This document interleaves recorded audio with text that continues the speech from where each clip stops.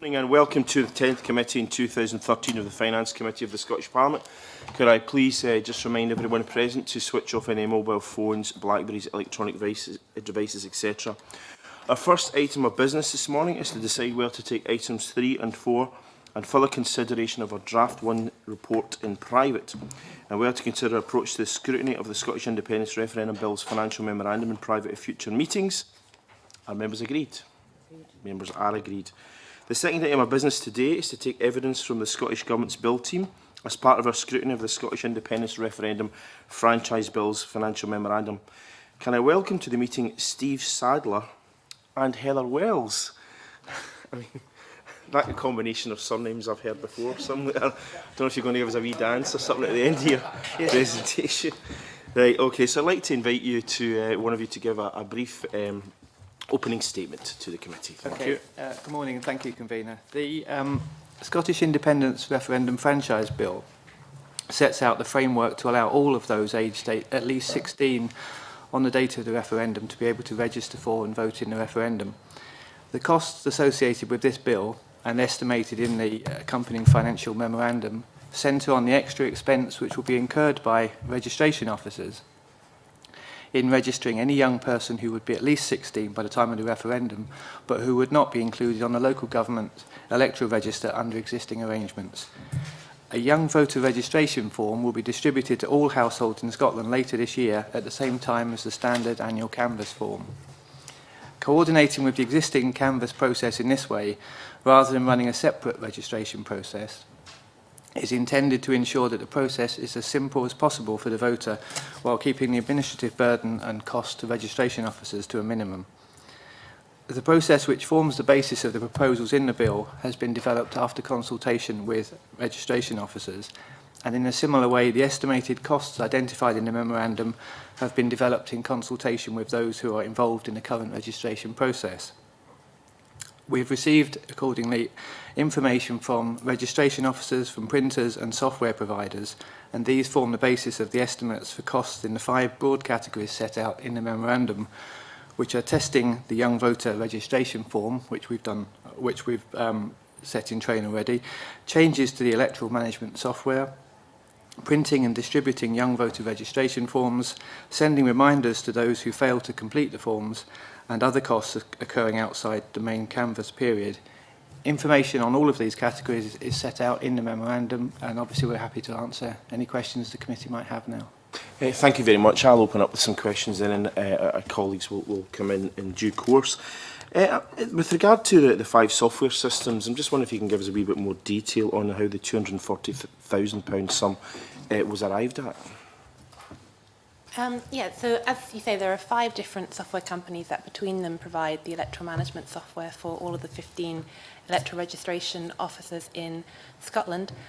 They cover a different number each, so 3 of them are in-house systems which just relate to one particular registration area. The other 2 are much larger national companies that cover multiple electoral registration areas. So before Christmas, we sent each of the software providers a specification setting out what we would need the software to do to make sure that we were able to register and process the details of the additional young people we'd be needing to register.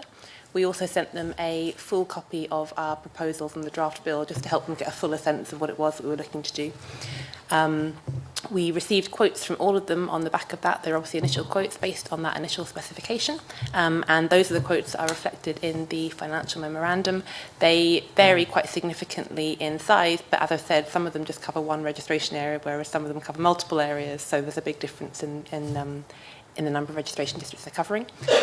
We've put together a revised specification as our proposals have developed to the final versions that you can see in the bill and the policy memorandum. It's not changed that significantly from the version we sent around before Christmas, so we wouldn't be expecting any significant changes to the revised quotes that we received back, and we'll be sending that out very shortly to software suppliers to get revised quotes from them once we have the date of the referendum, which, as you all know, is due to be announced tomorrow.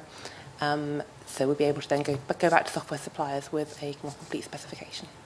Thank you very much for that comprehensive answer. The financial memorandum states, and I quote, that there are likely to be some other administrative costs for EROs associated with the changes to the franchise. but that it's difficult to estimate on a national basis how much extra resource might be required by EROs to carry out the responsibilities conferred on them by the bill. I'm just wondering why it's difficult to have that estimation. I mean, you've been able to put together an estimation for software costs, why not an estimation for this? And what kind of broad parameters would we be talking about in terms of additional costs? I mean, a few £1,000s, tens of thousands of pounds? Yes, okay, you start. So as with the software companies, before Christmas we asked the EROs if they could help to give us a sense of the different types of costs they might be expected to incur. And the financial memorandum reflects the feedback we got from them on those different areas of cost. As you say, it wasn't possible to quantify specifically some of them, and a lot of them are linked to staffing and resources, so it depends on how much staffing pressure there is at that moment in time and whether or not those activities could be met through additional staff resources. I mean, the electoral registration cycle is normally subject to sort of peaks and troughs anyway. There are obviously peaks around the canvass period and then peaks around individual electoral events. But over the course of any given year, it depends on where different things fall in time. So it's quite difficult this far out to know necessarily whether, especially because timings are going to be somewhat different because the canvass has been delayed for 2013-14, we've got individual electoral registration, so it can be difficult to quantify too far in advance, whether or not things are going to be able to be met through existing staff resources.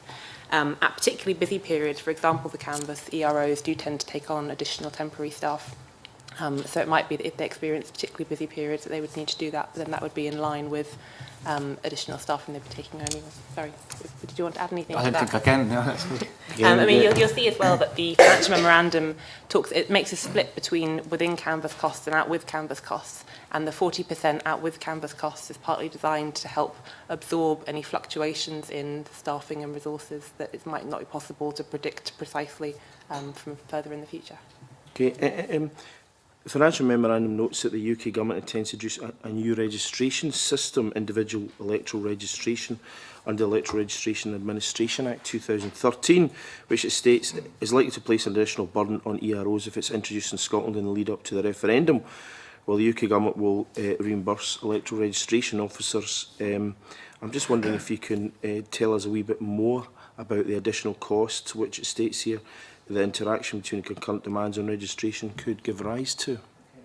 We've been speaking to the Cabinet Office at official level for a couple of years now in the run-up to the introduction of the individual electoral registration.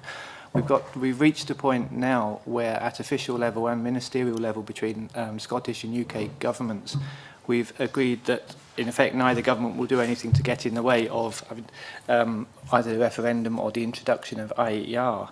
The UK government have repeatedly pointed out that in the Westminster legislation they have the legislative option of staggering the introduction of IER in the different parts of the UK. And what they've said is that as soon as the date of the referendum is announced, that certainly at official level we'll start detailed conversations with them to implement, to map out the timing of the implementation of IER alongside the timing of registration for the referendum to ensure that any kind of overlap or additional burden is kept to a minimum. So I think, as Heather said earlier, that very close to knowing the date of the referendum, and in expectation of that, we're due to meet Cabinet Office officials very shortly to ensure that we put into practice this idea that the two processes will not run to the detriment of each other. Okay. I'm just going to ask you one more question before I allow colleagues to come in, and that's basically about the cost of sending out reminders. The figure has been assessed at 40,000, and you say in the financial memorandum, paragraph 14, assuming looking at the cost of printing, postage, etc., that the return postage, sending out and receiving 40,000 letters to a random address across Scotland would cost £4,800. That's only 12 pence per household for sending out letters and receiving them. How can that figure be accurate? We can give you a breakdown of how the figures for printing and distributing reminders were arrived at. I've got the printing costs here, and I've got the, I'm not arguing about that, and I'm not arguing about the cost of the envelopes. I'm just wondering how postage would cost £4,800 if you're sending out 40,000 letters and getting 40,000 back. mean, if you sent them second class, that would be £1 a household, 50p there and 50p back. Well, that would be £40,000. No, I mean, you know, it just seems a massive difference in terms of, you know, unless you get some kind of incredibly special deal with the post office, which I would doubt, unless you're, you know, if you're delivering 40,000 in a set area of Edinburgh, you might be able to get a pretty good deal, but to deliver 40,000 across Scotland randomly, it seems to me a kind of very, very cheap. I think it's partly what you've identified there, that we're not individually sticking second-class stamps onto these letters. The printing companies have got postage licences, and in fact, at least one of them is principally a postage company themselves, so they're not paying the rates that you or I would pay to stick stamps on these letters individually. They'll have very different rates for the postage, and the postage rates that we've reflected in the financial memorandum are obviously based on the postage rates that we've been given by the printing companies. Still seems pretty cheap at 12p, you know, there and back, you know. Okay. Right, maybe colleagues will want to pursue that further. Michael? I wanted to go into another issue of the delegated powers provisions. It seems, I mean, we know that the delegated powers provisions get added to lots of bills, but I don't think I've ever seen one which says we don't have an intention to use it, we don't think we will use it, but if we are going to use it, it won't cost any more because the people who it would involve are just going to be doing their ordinary jobs anyway. So what sort of precedent is there for that type of delegated provision? Can you give us an example? Well, I think it's partly, if I may start off, partly based on the fact that we need to allow registration officers to conduct registration of 16-year-olds for the first time in this. We have to ensure, the best as we can, subject to the agreement of Parliament, this is through by June of this year, or certainly by summer recess. And I think it's really, as we said in here, to be able to give, as a precaution in case we do need to do anything outside of that timescale, to be able to make provision for that. So it is almost like an insurance policy, I suppose, here. That's all it is, just in case something emerges. There is no secret, but as you say, we have no intention of certainly of using it at the current moment. But I think in discussions with the, when the government announced back in October that we were looking to allow all 16-year-olds to have the vote, it was obviously a very short timetable, but the first thing we did was to have initial discussions with registration officers to work back from the canvass, when they would want to start the canvass period in sort of the autumn or winter of this year, when they would need to have legislative provision to allow them to capture these details of younger people for the first time. And that's why we've had to sort of put together a parliamentary timetable which is quite tight, and I think that it's in that context that this is there. So it's not that common to do it this way, or are there examples of where this type of delegated power? To be honest, I can't think of one off the top of my head, but I think it's more, I mean, in the context of the bill that we're working on, it is because of the timing is quite short. I mean, it's still you know, we're not going outside any standing orders or anything of Parliament, but I mean, there is little scope, as the referendum bill committee has identified, there's little scope for slippage in the timetable for this. Gavin, to be followed by John. Just a couple of brief ones. The £25,000 for testing the young voter registration form, is it fair to say that's now a concrete cost as opposed to an estimate? It is, yes. Yeah, okay. Second one, just the convener touched upon the software changes cost of £240,000. While obviously I'm no IT expert and I don't have access to the detail that you do, I mean, are you just absolutely sure that that will be enough to cover 5 software changes? It just seems on the low side, but I mean, are you, how confident are you that that is a fair figure?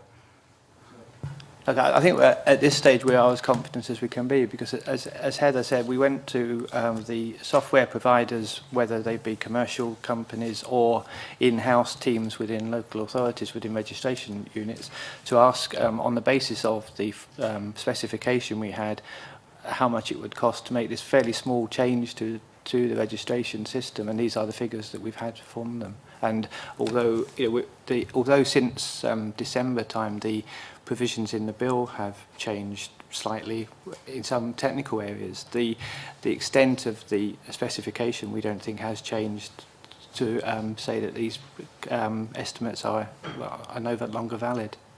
I mean, the financial memorandum does acknowledge, obviously, that these are they're contractual arrangements between two parties, neither of which we are, and there is also the potential that, theoretically, as with the printing companies, that the companies each individual ERO hold the contract with might change over time. So, there, in the financial memorandum does obviously acknowledge that there are margins of uncertainty around that, but as Steve says, based on the information that we have and the information that we've sought, these are the closest estimates that we can get, and we have given them quite a detailed specification to work with, so we're hopeful that that's therefore helping us to pin down as concrete a figure as we can get at the moment.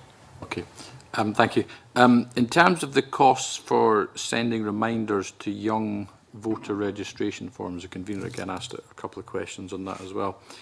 My question though is you're sending the initial young voter registration form out to every household as you do with every other voter form. Is that's correct? In terms of the reminders though, what you say in the financial memorandum is that a household will only be sent a reminder if the ERO has reason to believe that the form should have been returned.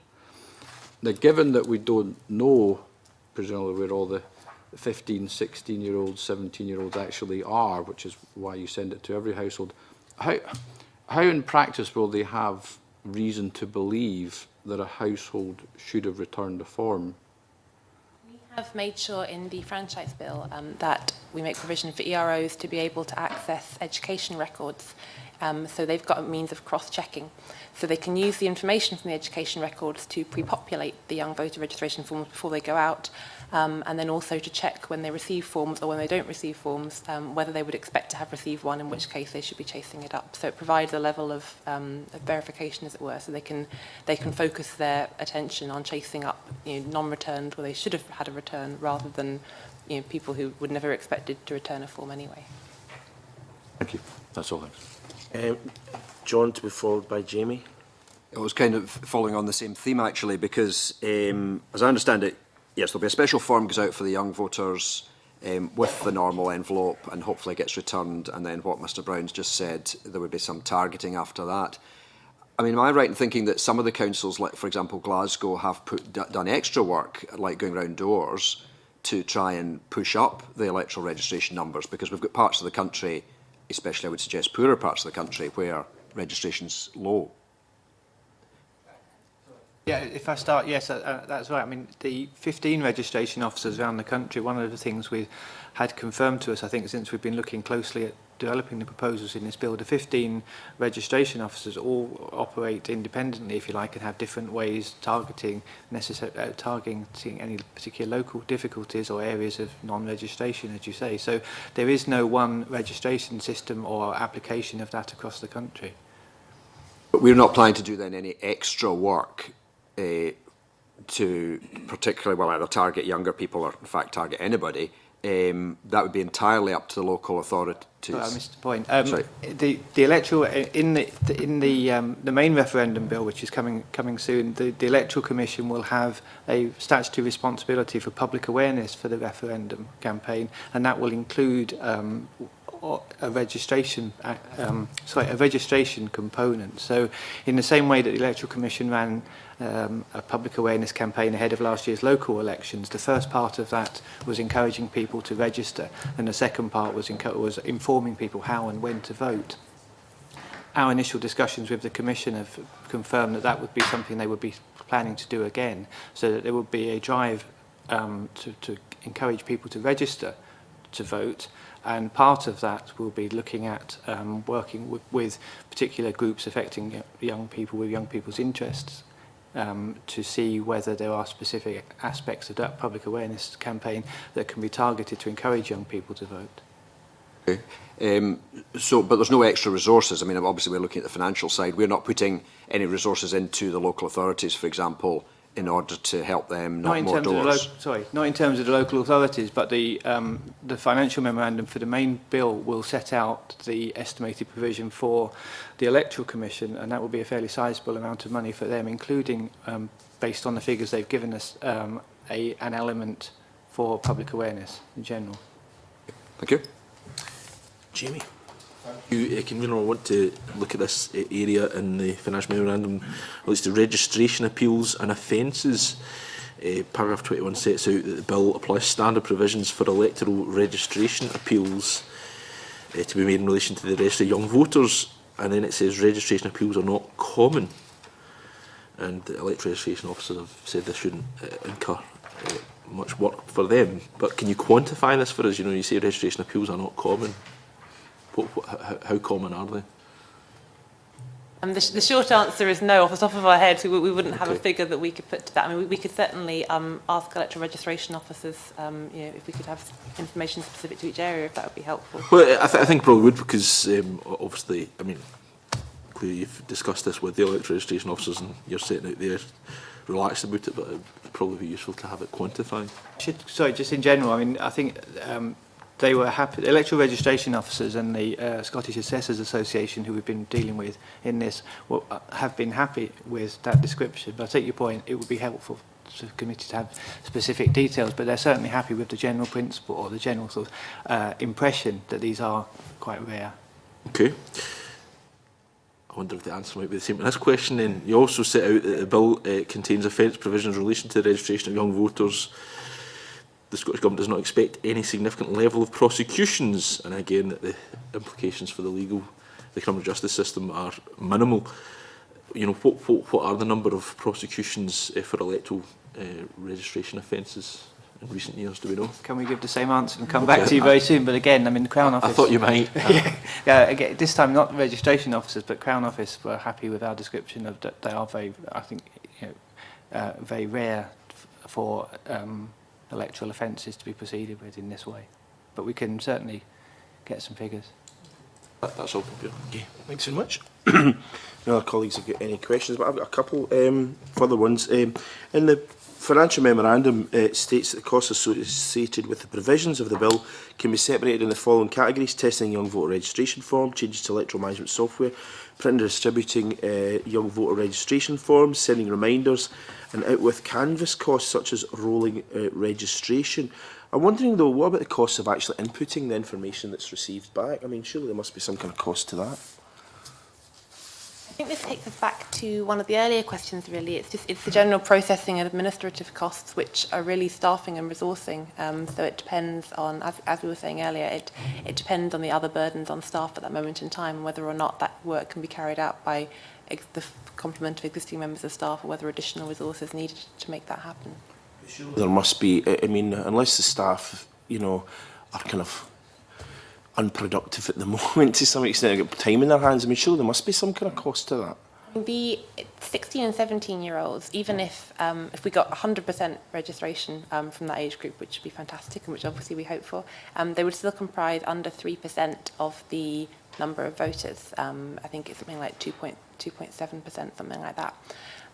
So you know, the numbers that we're talking are not that high, and in any individual electoral registration area, the numbers are obviously going to be, you know, fairly small. So it is additional work, but it's not additional work on an enormous scale. Well, in somewhere like Glasgow, if it's 2.7%, that would still be about 15,000. You know, I mean, that's quite a lot, surely. You know, on top of existing work. It is, and I have to go back to another answer. I mean, we have spoken to registration officers about this, and I think they've taken the view, by and large, that 2 to 3% of additional inputting of data is not going to create a significant burden on them. And we have in the I think we say in paragraph 18 that there is an amount of money within that provision which in effect provides a contingency for other anticipated costs, including basic administration costs. And again, the registration officers that we've spoken to were reasonably happy, I won't say delighted, but reasonably happy with the way we've covered that cost in this estimate. Okay, just to go back to the issue I raised about the cost of postage in terms of reminder letters, I mean, that's about £60 a thousand. If you contact Royal Mail, they'll blanket an area for about £78 a thousand, you know. But you're sending them out to specific addresses and they're replying back and they cost £60 a thousand. I'm sure colleagues here, and I know Gavin has specifically got excited about this, would be keen to know who these companies are that actually deliver at this kind of cost to specific random addresses, because we are talking about a tenth the cost of a first-class stamp. You know, and apparently there don't seem to be any costs of stuffing the envelopes, etc. I'm sure they're done mechanically, but so could we get further information on that? Because I think we must all be paying over the odds when we're circulating our parliamentary newsletters. I'm not trying to make a kind of sarky comment.